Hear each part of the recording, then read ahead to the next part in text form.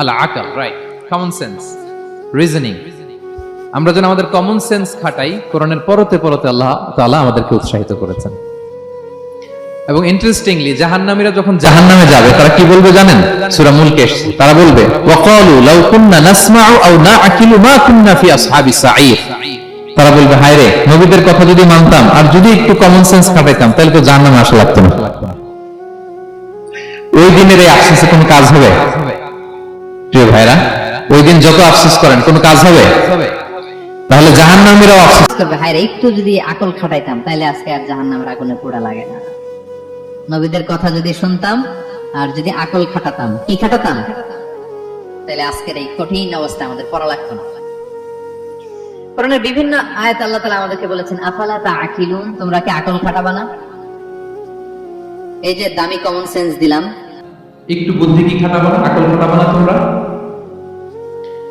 এবং কোরআনের একটি আয়াতে আল্লাহ তাআলা বিভিন্ন কসমিক সিম্বলস, ন্যাচারাল ফেনোমেনা এগুলো উল্লেখ করে সবশেষে তিনি বলেছেন লা আয়াতিন লিকওমি ইয়াকিলুন, নিশ্চয়ই এগুলোর মধ্যে নিদর্শন রয়েছে, সাইন রয়েছে, কাদের জন্য? লিকওমি ইয়াকিলুন, যারা আকলবান, যারা কমন সেন্স খাটায়। এই আয়াতে আল্লাহ কি বলেছেন? দীর্ঘ আলোচনা, আমি খুব সংক্ষেপে বলছি। আল্লাহ তাআলা বলেছেন ইন্না ফি খালকিস সামাওয়াতি ওয়াল আরদি ওয়া ইখতিলাফিল লাইলি ওয়ান নাহারি ওয়াল ফুলকি আল্লাতী তাজরি ফিল বাহরি বিমা ইয়ানফা'ুন নাস ওয়া মা আনজালাল্লাহু মিনাস সামাই মিন মাইন ফাহিয়া বিল আরদি বা'দা মাউতিহা ওয়া বাথা ফীহা মিন কুল্লি দাব্বা ওয়া তাসরীফির রিয়াহি ওয়াস সাহাবিল মুসাখখারি বাইনাস সামাই ওয়াল আরদি লাআয়াতিন লিকওমি ইয়াকিলুন। সবগুলো বলে আল্লাহ বললেন এগুলোর মধ্যে নিদর্শন আছে তাদের জন্য যারা কমন সেন্স খাটায়। কি বললেন আল্লাহ? আল্লাহ বললেন আকাশ জমিনের সৃষ্টির মধ্যে, দিবারাত্রির পরিবর্তনের মধ্যে, এই যে 24 ঘন্টার 12 ঘন্টা দিন, 12 ঘন্টা রাত, আর নিগতির কারণে এই যে দিবারাত্রি আমরা পাই, এই পৃথিবীটা তার অরবিটে কক্ষে যেমনি ঘুরে, আবার পৃথিবীটা তার অক্ষেও ঘুরে।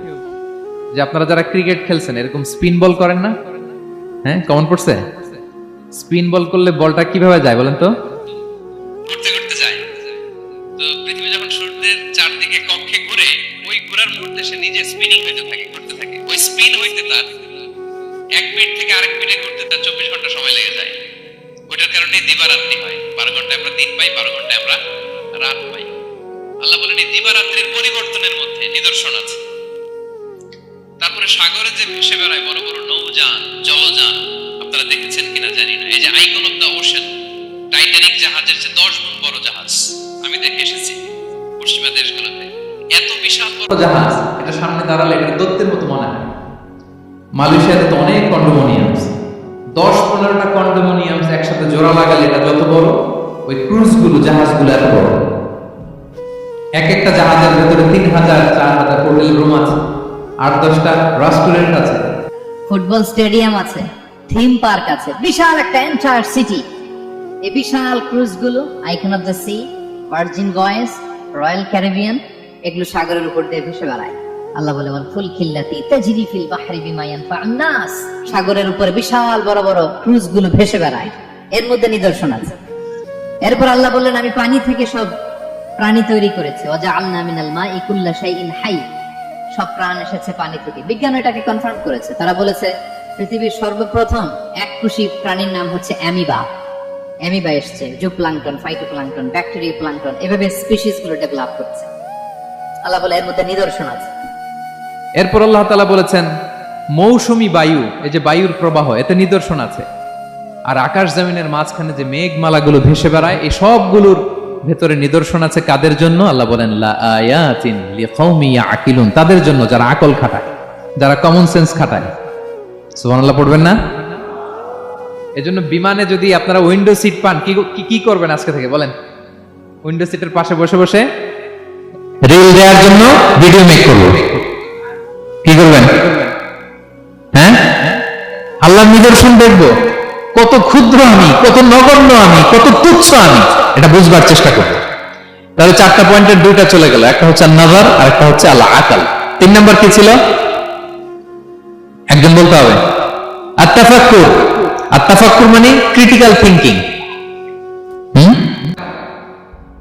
গড়তালিকা প্রবাহে ভেসে না ব্রেনটাকে আমরা যেন কাজে লাগাই। আত-তাফাক্কুর ইব্রাহিম আলাইহিস সালাম এই আত্তাফাক্কুর বা ক্রিটিক্যাল থিংকিং এর ক্ষেত্রে আমাদের জন্য অনুপম আদর্শ ছিল। কোন নবীর নাম বললাম? সবাই বলেন তো নবীর নাম কি? উনি যেই সময়টা পৃথিবীতে এসেছিলেন তখন কেউ করতো তারার পূজা, কেউ করতো চাঁদের পূজা, কেউ করতো সূর্যের পূজা। আমরা হলে কি করতাম? কোন এক দলে ঢুকে যেতাম। কি বলেন? একদল করে তারার পূজা, আরেক দল সূর্যের, আরেক দল চাঁদের। আমরা হলে কি করতাম? এক দলে ঢুকে যেতাম। উনি ঢুকেন নাই।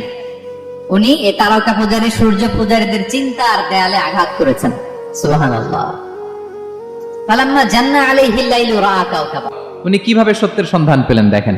উনি রাত্রিবেলা যখন দেখেন যে লোকজন তারার পূজা করে, উনি ভাবলেন হ্যাঁ রব্বি, তারাই কি আমার রব? পরে দেখে না, দিনের বেলায় তারারে আর খুঁজে পাওয়া যায় না। এখন মনে মনে ভাবে হায় রে, আমার রব যদি আবার মাঝে মধ্যে না থাকে তা আমি যাবো কই? এক সময় উনি আসে, আরেক সময় নাই। এরকম খোদা দিয়ে আমাদের কোনো লাভ আছে? যিনি সবসময় আমার টেক কেয়ার করবে, আমরা তো ওই খোদার ইবাদত করি, ঠিক কি না? উনি বললেন না না, এই তারা আমার রব হতে পারে না। এরপর দেখে যে আরেকদিন রাত্রিবেলা সবাই চাঁদের পূজা করে, কি দ্যুতিময় চাঁদ, জ্যোৎস্না ছড়ায়। তিনি ভাবলেন হ্যাঁ রব্বি, এটাই কি আমার রব? পরের দিনের বেলা যখন দেখি না, চাঁদ তো আর দেখা যায় না, চাঁদ তো আর নাই, ভ্যানিশ, ডিসঅ্যাপিয়ার। পরে বলেন না, চাঁদ আমার রব হতে পারে না। এবার দিনের বেলা দেখলেন দ্বিপ্রহরের জল জলে সূর্য খা খা রোদ বিলাচ্ছে গোটা বিশ্বে। দেখে যে সবাই এটার ফলোয়ার বেশি, সবাই সূর্যের পূজা করে। কিন্তু আবার গধূলি লগ্নে সানসেটের টাইমে যখন সূর্য ডুবে গেল, হায় হায়, উনি বিপদে পড়লেন, এবার আমি পেয়ে যাবো, সূর্য তো থাকে না। আল্লাহু আকবার। তখন তিনি ঘোষণা দিলেন ইন্নী ওয়াজ্জাহতু ওয়াজহিয়া লিল্লাযী ফাতারাস সামাওয়াতি ওয়াল আরদা হানিফা ওয়া মা আনা মিনাল মুশরিকিন। হে তারকা পূজারী, হে চাঁদের পূজারী, হে সূর্য পূজারী, আমি তোমাদের কোন দলের সাথে নাই। বরং আমি আমাকে ওই সত্তার দিকে মনোনিবেশ করলাম, আত্মসমর্পণ করলাম। ফাতারাস সামাওয়াতি ওয়াল আরদ, যিনি আকাশ সৃষ্টি করেছেন, জমিন সৃষ্টি করেছেন। হানিফা ওয়া মা আনা মিনাল মুশরিকিন, আমি শিরক করি না, আমি হানিফ হিসেবে সে আল্লাহর ইবাদত শুরু করে দিলাম। পড়েন আল্লাহু আকবার। তাইলে উনি স্রোতে গা ভাসান নাই, কোন এক দলে না ঢুকে উনি ওনার ক্রিটিক্যাল থিংকিং, ওনার অ্যানালজি, ওনার বিবেককে উনি কাজে লাগিয়েছেন। তো সম্মানিত সুধী, এজন্য চিন্তা করা, এটাকে আরবিতে বলে আত-তাহান্নুফ মিন বাকায়া আল ইব্রাহিমিয়া। এটা ইব্রাহিমী চিন্তার অবশিষ্টাংশ। সেদিন ইব্রাহিম আলাইহিস সালাম এভাবে চিন্তা করতেন, গবেষণা করতেন।